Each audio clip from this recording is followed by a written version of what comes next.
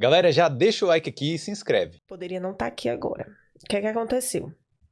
Comecei minhas aulas em janeiro, quando foi dia 25 de fevereiro de tarde, eu senti uma forte dor de estômago. Ah, Isabela, você já tinha sentido algo antes? Não. A única coisa que eu senti era cansaço. Mas como isso despertou? A dor de estômago ficou muito forte. E aí eu liguei pra Gabi, e aí ela falou assim pra mim, a gente tá chegando em casa. Quando eles chegaram em casa, eu tava muito pálida. Já o processo... quem não sabe, eu tive leucemia, tá? Mileode, M4. Já era o processo do câncer se desenvolvendo no meu organismo, né? A infecção no meu sangue. E aí a gente foi pro Mater, chegou no Mater, isso em fevereiro. Tinha 2 meses que eu tinha chegado. Cheguei no Mater, os médicos logo me atenderam, e aí eu vi a tensão deles, e aí eu não entendia, não falava inglês, não entendia. E aí, quando eu fui pro segundo quarto, veio um médico infectologista, que depois eu descobri que ele era infectologista, e chegou pra mim e falou assim, sorry, do you have one infection in your blood? Você tem uma infecção no sangue, mas você não tem Covid. Eu tava na cama, eu levantei e pulei, comemorando. Aí ele ficou assim, ó. Até hoje ele brinca comigo, ele fala, Isabela, você lembra? Mas também a forma que ele foi passar a notícia tava bem ruim, né? Assim, primeiro você não entendia inglês direito ainda, ou já tava entendendo alguma coisinha? Entendia muito pouco. Quase nada. Sim, mas aí o cara falou, no Covid, aí você já comemorou. Comemorei, né? Porque eu falei, porra, se eu tava certa que eu não tinha nada, eu tinha 2 meses com todos os meus exames. Eu fiz todos os meus exames no Brasil. E aí eu já fui pro 7º andar, que é a ala de câncer. Só que eu não sabia. Não sabia do que se tratava. E eu fiz vídeo ainda dizendo, gente, vocês estão com inveja de mim, tô no meu single. Um banheiro gigante, eu toda tirando foto e mandando e falando, olha o chuveirão e tal. E aí no outro dia de manhã, me acordaram bem cedo e eles já começaram a me levar pra um monte de exame. E aí chegou um momento que ela falou assim, você vai fazer a cirurgia do coração. Me lembro como se fosse agora. Cirurgia do coração, não. A gente precisa fazer um exame profundo do seu coração. Eu falei, porra. E aí começou a me dar morfina, porque eu sentia muitas dores nas articulações depois. E eu falei, não sei o que é que eu tenho. Deve ser alguma infecção renal, urinária. Não sentia nada, mas enfim. E aí quando chegou nesse exame do coração, eu achei estranho já. Porque foram 4 cardiologistas me verem. E eles conversavam entre si. E aí, no final, me deixaram lá na baca e uma cardiologista veio pra mim e disse assim, well done, it's fine, no problem, good luck. Aí eu falei, bom, muito bom, né? Então não tem problema no coração, tá tudo certo. E aí voltei. Quando eu voltei pro quarto, que eu cheguei no quarto, hoje eu sei que é a minha equipe de médicos, né? Tinha umas 4 pessoas e as 2 enfermeiras-chefe. Aí eu falei, what's happened? Aí me botou sentada e quando a enfermeira começou a alisar assim meu ombro, eu falei, fudeu. Aí eu falei, então, o que é que aconteceu? Ela falou assim, aí vou ligar para um médico de Portugal porque fica mais fácil para você. Eu falei, ok. Aí, porque ela falou que não tinha conseguido, ela botou no Google Tradutor, eles foram muito humanos comigo, muito sensíveis. Ela escreveu no Google Tradutor que eles não tinham conseguido uma tradutora para conversar comigo, mas se eu queria conversar com um médico de Portugal. Eu falei, tá bom. Aí o médico chegou e falou pra mim, Isabela, tudo bom? Eu falei, tudo bem e tal. Ele falou, então, você sabe o que é que você tem? Aí eu falei, não. Ele falou, você tem infecção no sangue. Eu falei, anemia, provavelmente. Ele falou, não. Aí eu falei, aí a médica falou, Isabela, do you have leukemia? Você tem leucemia. Eu falei, não sou eu não. Eu falei, não sou eu. Eu tô bem, eu fiz todos os meus exames no Brasil, não sou eu. Aí a médica falou, infelizmente é você. E a gente precisa saber, porque a gente acha que você tem 2 leucemias, a gente acha que tá com a leucemia cruzada. Aí o médico até deu risada, eu falei, me arrombei. Aí eu falei, como é, doutor? Aí ele falou assim, o que é? Me arrombei. Eu falei, Fudi! Aí ele falou, não, a gente precisa saber como é que vai ser o processo do seu tratamento. Aí eu falei, ó, então tá bom, eu tenho leucemia, eu tenho câncer, e a gente precisa descobrir o que é. É isso? Ele falou, eu falei, então tá bom. O que é que a gente precisa fazer agora? Ele falou, então, agora, se você quiser, a gente pode fazer o exame da medula. É um exame doloroso, Aí me explicou todo o exame. Eu falei, eu não quero saber, eu quero fazer agora. Ele falou, não, a gente pode esperar pra fazer amanhã. Então eu falei, não, eu quero fazer agora. Aí ele falou, você tem certeza? Eu falei, tenho. Aí ficaram os médicos todos assim, me olhando assim. Porque você dá um diagnóstico desse, sabendo que a pessoa tá sozinha. Aí ele me perguntou. Aí perguntou todo o meu histórico, né? Se eu tinha algum familiar aqui, se eu tinha amigos. Eu falei, não, eu tenho conhecidos, mas não tenho ninguém que possa realmente, nenhum parente que possa realmente estar comigo. Nesse momento, todo mundo que eu tenho aqui, inclusive Gabi e Alan, que foram muito presentes e tal, Natália, que foi uma pessoa que era consultora da minha escola, que foi muito presente, um grupo de brasileiros foi muito presente, mas ninguém podia estar ali comigo. E aí é que entra o rapaz, meu bubu. Aí... Tudo bem. História longa. Antes desse diagnóstico aí, né? Pode ser um diagnóstico, né? Antes dessa péssima notícia, deu tempo ainda de aproveitar alguma coisa. Ainda bem, isso que eu falei. Eu falei, gente, não percam os momentos da sua vida. Se você pode fazer o serviço completo, pra que você vai fazer pela metade? Explica aí, então, qual é o que serviço? Acontece? Eu que não sou besta, ainda bem que ele não entende português, porque senão ele ia ficar constrangido agora, então. O que é que acontece? 4 dias antes, eu fui pro hospital numa quinta. 4 dias antes, eu tô falando na segunda, porque eu voltei pra casa na segunda. Foi bom o negócio, né? No sábado, eu tive um date com o Bubu, com o Marius. E aí a gente ficou junto no sábado. E eu fiquei com ele de sábado até segunda. Eu achei, inclusive, que eu tava cansada, porque eu ficava no final de semana. Quem que ia desconfiar que era câncer? Diante desse date. Você teve um bom date. Que te deu uma canseira. Falei, rapaz, não. E aí... Chega a tomar água. Tome. Então, assim, aí a gente teve esse date no final de semana. E aí, quando eu tava no hospital, ele tava na quinta-feira o tempo todo falando comigo. Eu falei, rapaz, gostou. E se eu fui pro hospital, minha cabeça já estava funcionando pra ver o rapaz. Eu queria ver meu Polish Man, queria ver Marius. Falei, vou até falar Marius aqui pra ele saber que eu tô falando dele. E aí, só que aí... E você falou, eu quero resolver logo tudo isso pra sair logo do hospital. Pra sair logo, pra ir pro segundo date com o rapaz, foi bom. E aí, resultado, o que é que aconteceu? Quando ele me mandou mensagem na sexta-feira, eu tava exatamente conversando com o médico de Portugal, e aí eu falei pra ele, meu senhor, cancerígena, é pegar ou largar. Eu falei, eu tô com câncer. Isso escrevendo no Google Tradutor, né? Of course. Aí eu botei, eu falei, eu recebi o exame agora, eu tô com câncer e eu vou precisar fazer meu tratamento e de tarde vai vir a tradutora e o laudo oficial, como será o tratamento e como vai ser de agora por diante. Meu filho, se eu me riscou lá, eu sou muito gostosa. Ele riscou lá em 40 minutos. Ele apareceu lá, ele chegou lá no hospital, foi. E aí foi muito difícil pra mim o diagnóstico. Eu não sei se facilitou ou dificultou. Porque a gente teve a reunião à tarde, né? A reunião à tarde tava ele, eu, uma tradutora brasileira e os médicos. E aí eu falava pra tradutora brasileira, eu falava, minha filha, esse homem é doido, o que esse homem quer aqui? Eu tensa. E aí foi muito divertido, porque assim, eu tratei o diagnóstico quando os médicos começaram a falar, eu falei, eu não tenho escolha, ou eu vou me tratar, ou eu vou me tratar.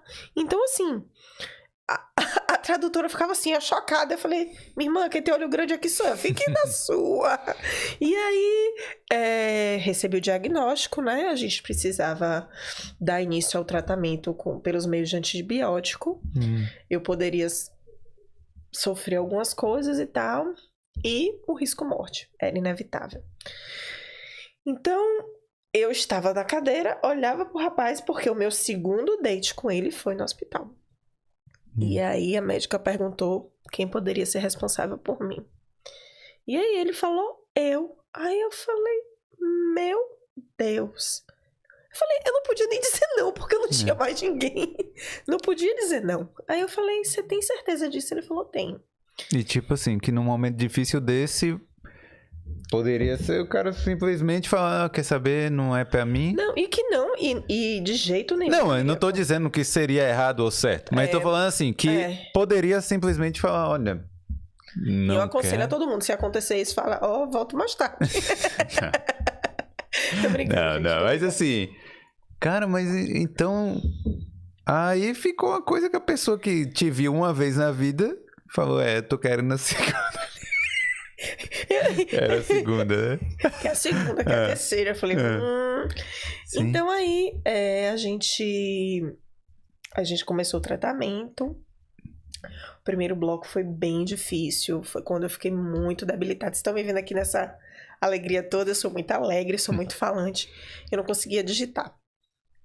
Sério? Tava assim, nesse nível assim? A gente fica muito debilitado. Tem tratamentos quimioterápicos que são muito fortes. O meu foi muito forte. A quimioterapia preta, eu tomei, era tão forte que eu tinha que fechar todas as cortinas do meu quarto, porque não podia tomar luz. De tão forte. Deixa eu falar, antes de começar o tratamento em si, que você falou, ó, tem risco de morte e tal. Eles chegaram a botar uma porcentagem? 40%. 40%. 60% de morte, 40% de vida. Caramba. Como se Mas fosse eu não assim. sabia. Eu não sabia. Ah, sim, eles não falavam isso pra você. Eu não sabia. E é o que eu digo, eu fiquei muito alheia à doença. Fiquei muito alheia à doença. Eu realmente vivi a minha cura. E eu sempre, desde o primeiro dia de tratamento, eu falei pra mim mesma: o câncer vai adoecer meu corpo, mas Deus vai curar minha alma. E foi isso. Às vezes a gente busca transformação em algumas coisas, como a gente fala, né? Às vezes a gente busca pela dor, né? Então eu acho que a minha transformação espiritual, humana, foi muito pela dor. E foi muito difícil ficar 6 meses quase dentro de um hospital. Eram corredores brancos. Assustador. Mas eu tive aquilo ali como se fosse um processo. Eu precisava passar por aquele processo. Eu não tinha como fugir daquilo. Eu precisava daquilo ali porque era necessário na minha vida. Então, assim, o único acordo que eu fiz foi o seguinte: tudo que Deus faz é imutável. E Deus me deu a cura e vai ser imutável. Então, a partir desse momento, eu encarei e vivi a minha cura plenamente. Quando... Eu sei que você tá me falando de um jeito que você foi bem racional. Você falou, não, eu pensei nisso.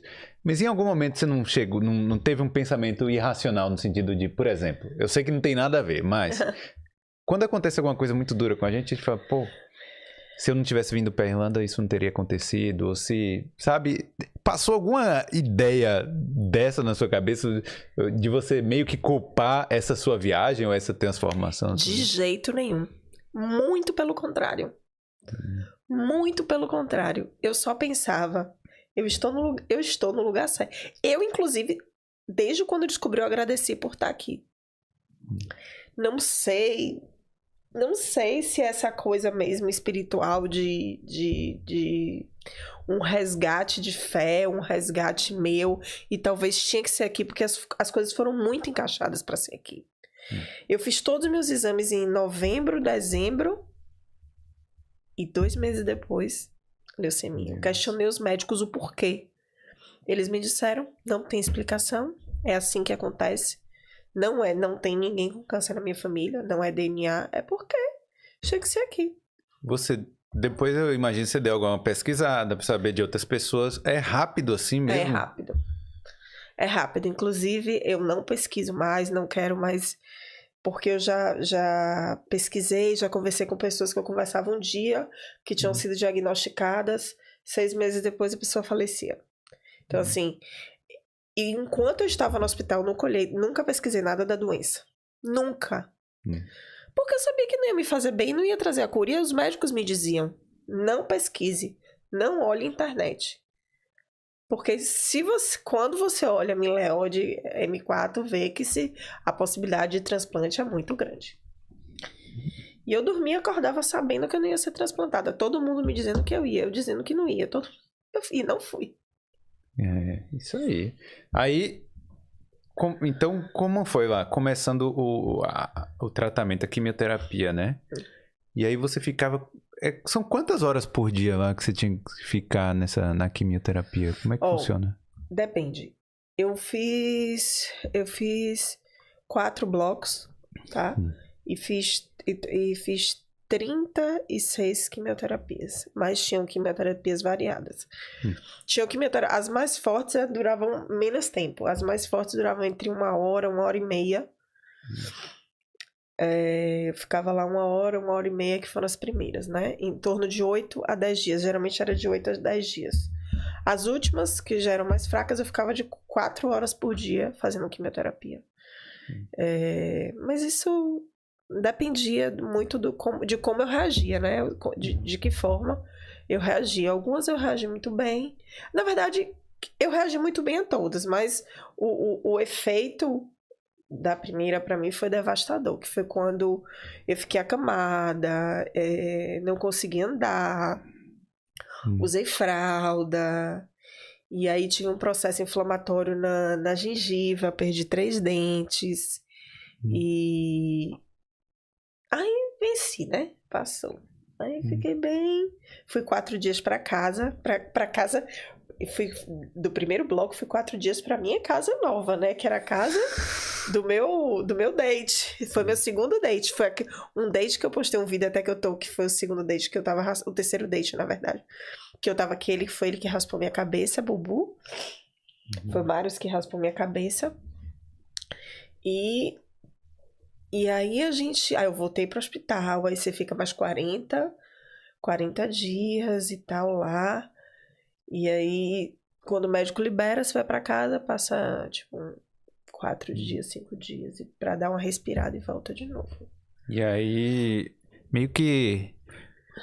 É como se o seu leito tava lá garantido, entre aspas, né? E aí você ia pra casa e voltava e ficava... Sabia que já ia com data pra voltar, né? Sim. E essa volta era muito difícil. Essa volta era muito difícil, por mais que eu soubesse e tal. Aí você fica na sua casa, você tem a liberdade de cozinhar, eu amo cozinhar. E aí, de repente, você tem que arrumar as malas pra voltar. E você tava se sentindo você mesma nesses períodos que tava em casa? Tava, fortinha? Tava, Ou como é que, você tava se sentindo? No primeiro bloco, eu tava muito ruim. Até pra ir no banheiro, era ele tinha que me dar banho. Ele que fazia minha limpeza. Eu ia no banheiro, eu não tinha força pra, me firmar. Não tinha. Subia uma escada em 5 minutos. Então, assim, foi ele mesmo que... Thanks so much, my love. Foi ele realmente que foi a pessoa que teve presente na minha vida nesse momento. Por isso que eu acho que eu tinha que estar aqui. Realmente não tinha outra escolha. E assim, em contrapartida, minha família sofrendo no Brasil, né? Até então, minha irmã, só sou eu e ela, minha mãe só tem nós duas. E a gente sempre foi muito unida, sempre foi muito parceira, e ela foi uma pessoa que me apoiou a estar aqui. E ela na verdade, eu acho que ela sofreu mais do que eu, porque até hoje ela sofre sequelas. Teve um problema no olho, teve síndrome de pânico, e eu aqui boazinha, eu falo, minha irmã, pelo amor de Deus, minha irmã, tô aqui gorda, forte, alimentada, e você tá ainda sofrendo isso. E minha mãe ficou um pouco alheia, porque eu só contei a minha mãe no final do tratamento, né? Então você manteve isso ainda? Mantive. E com internet, com essas coisas, como é que faz pra esconder? Eu disse pra ela que meu celular tinha quebrado a câmera, eu mandava foto antiga, forjava as fotos velhas e mandava pra ela não se tocava. Mas ela sempre desconfiava que tinha alguma coisa errada comigo. Só que ela achou que era Covid. E aí, como tudo, eu pedi direcionamento a Deus. Eu falei, Senhor, me diz o dia que eu vou contar pra minha mãe. E falei pra minha irmã, eu vou saber o dia certo. Minha mãe é a rainha do drama. E eu sou a caçula dela até hoje, né? Então, ou eu era egoísta com a minha cura, ou eu ia cuidar de minha mãe. Vim pra cá era uma coisa inviável, porque eu ficava no hospital isolada, época de Covid. Então, assim, eu não tinha muito o que fazer. Imagina trazer minha mãe pra cá. Você sabe como é a questão de moradia aqui. Ficar lá com 7 pessoas. E ficar com 7 pessoas dentro de uma casa sem poder estar comigo. A verdade é essa. Então, assim, acho que ela ficou meio assim depois que soube, porque eu não tinha contado. Mas agora tá de boa. Agora ela fui visitar ela em janeiro, tá tudo bem. Uma das piores coisas, claro que tem o câncer que é horrível, mas uma das piores coisas, além do câncer que tá dentro de você, também tem a questão psicológica ali, né? Isso. Porque você ficar 6 meses dentro de um hospital, eu imagino que seja uma coisa que você deve ficar pensando todos os dias, eu quero sair daqui, eu quero sair daqui. Só que assim, chegou um momento que eu já não pensava nisso, que eu falei, se eu ficar pensando nisso todo dia, eu vou surtar.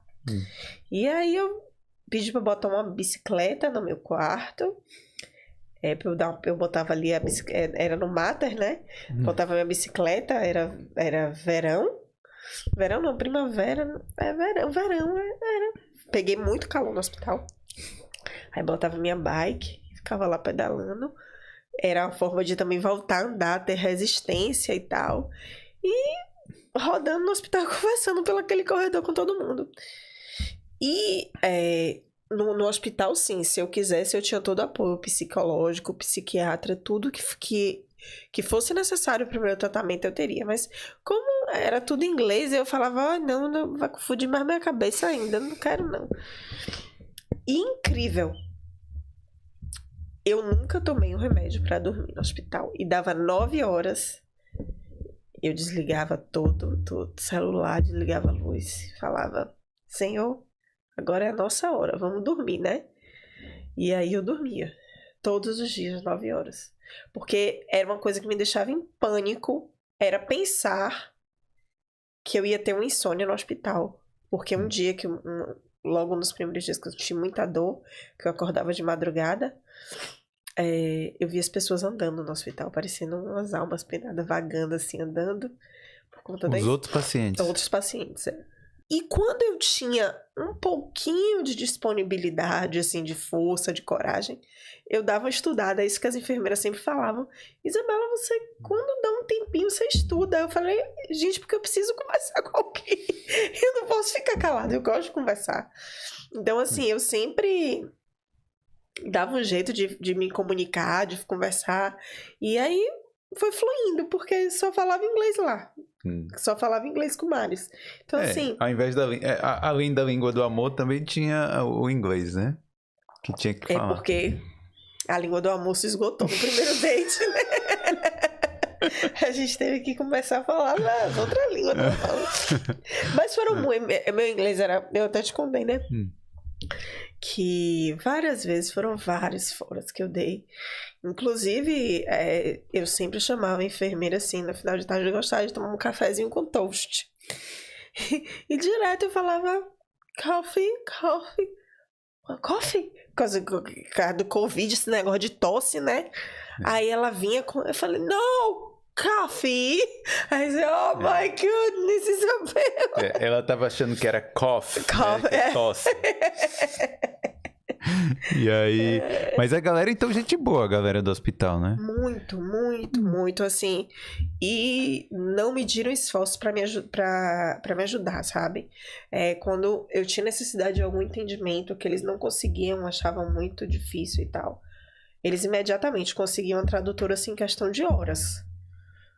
Pra reunião e tal. Aí chegou um momento que eu falava, não quero mais... Aí falava, Isabela, você precisa de um tradutor? Eu falava, não quero nem entender. Eu falava, gente, eu não quero entender, tá tudo certo.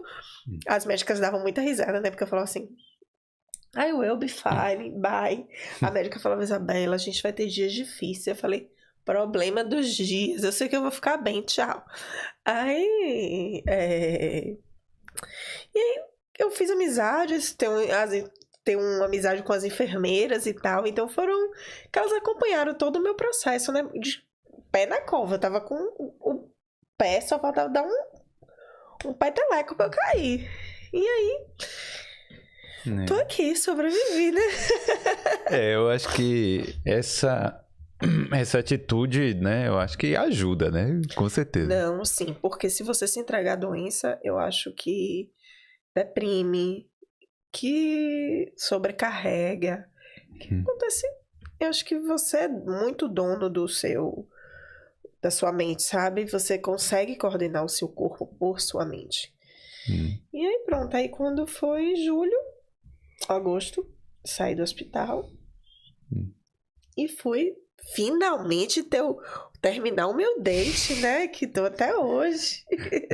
Você comentou que você não foi transplantada.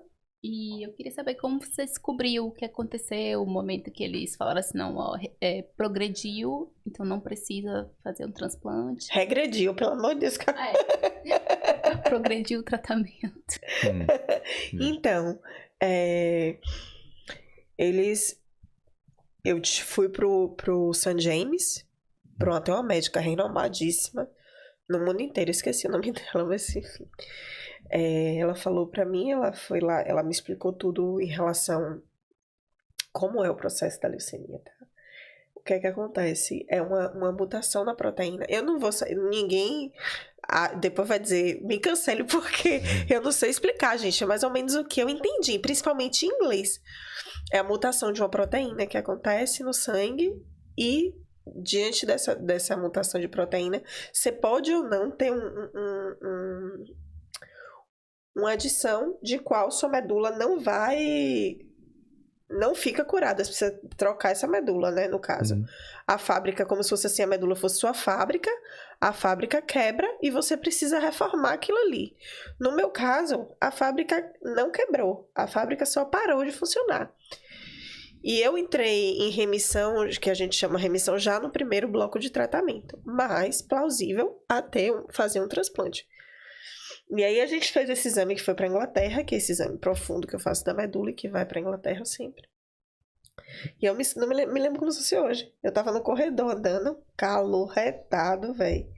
Aí tô andando no corredor e a médica, Isabela. E minha médica é muito séria, a doutora Ania, super séria e tal. Aí ela falou assim,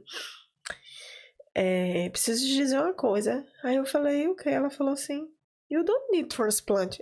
Aí eu falei, sorry? Aí ela, you don't need transplant.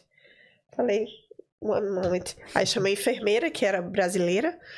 Na verdade, ela é estagiária, mas os pais são brasileiros e tal. Ela nasceu aqui, ó. Eu falei, repeat, please. Aí a médica repetiu de novo. Ela falou, ok, Rebeca. A Rebeca falou que você não precisa de transplante.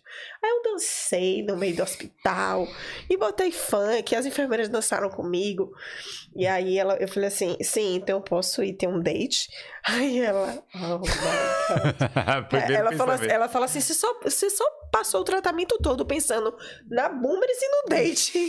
Falei, Bubu, né? Porque no hospital todo mundo já conhecia ele como Bubu. E aí eu liguei pra ele, né? E aí falei, baby, you can't believe I don't need transplant. Aí ele falou assim, eu não confio em você não, porque você já me disse tanta coisa errada do que você entende e não era. Aí eu falei, um minuto. Aí peguei e passei pra enfermeira. A enfermeira falou, não, já tá aqui nos autos, ela não precisa de transplante, a gente já vai pro quarto bloco e final e tal e tal. Aí ele falou assim, aí ele falou pra enfermeira, e você entende inglês realmente? Porque eu não confio nela. Porque aconteceram várias coisas que eu dizia a ele uma coisa e era porque eu não entendia. Por exemplo, eu tive uma infecção muito grave no pulmão e aí eu não sabia lá o que era lungs. Só vi ela dizendo, you are very bad, you need to... I said, ok, very good. Então aí foi quando eu descobri que eu não precisava ser transplantada, né? E aí Como é normal? É porque você falou que não pesquisou depois como é que funciona, mas normalmente é o transplante o quê? De medula? Transplante de medula. De medula, né? Mas você sabe que transplante de medula é feito pelo sangue. Não é? Não tem cirurgia. Sim. Eu pensava que era por cirurgia. Eu pensava que abria a coluna e enfiava qualquer coisa, eu não sei. Não, o transplante de medula é pelo sangue. Mas uma coisa que eu esqueci é porque, assim, normalmente a gente vê criança, né, com leucemia. E no adulto é mais grave, né? A depender, sim. No meu caso, a minha, que é a mieloide aguda, ela é bem sinistra quando acontece com adulto. Mas, mulheres, o que mata realmente é o câncer de mama. Apesar da política, vou até aproveitar aqui esse momento para alertar todas as mulheres. Apesar da política de prevenção, muitas mulheres morrem de câncer de mama porque não se tocam. Inclusive, eu sou a embaixadora da campanha de câncer de mama aqui. Olha, isso aí. Então, assim, mulheres se toquem. E aí, deixa eu te perguntar, por que você não queria o transplante? Eu tô perguntando isso porque eu sou doadora de medula. Então. Faço parte. Por que eu não queria? Porque o pós é o que a médica falou. Se você não fizer o transplante, se você precisar do transplante e você não fizer o transplante, você morre. Mas se você fizer o transplante, você pode morrer também. Tanto que as pessoas que são transplantadas, depois dos transplantes, elas passam quase 2 anos em uma vida totalmente restrita. No caso, se eu fizesse transplante, eu ia ter que ter um acompanhante durante 6 meses comigo, em casa, 24 horas. Mais ou menos essa situação assim que a médica passou pra mim do que seria. Aí quando ela começou a falar isso, eu falei, minha irmã, não quero saber porque eu não vou ser transplantada. Mais ou menos isso. O transplante traz a cura, fora que durante o processo de transplante, muitas pessoas vêm a óbito.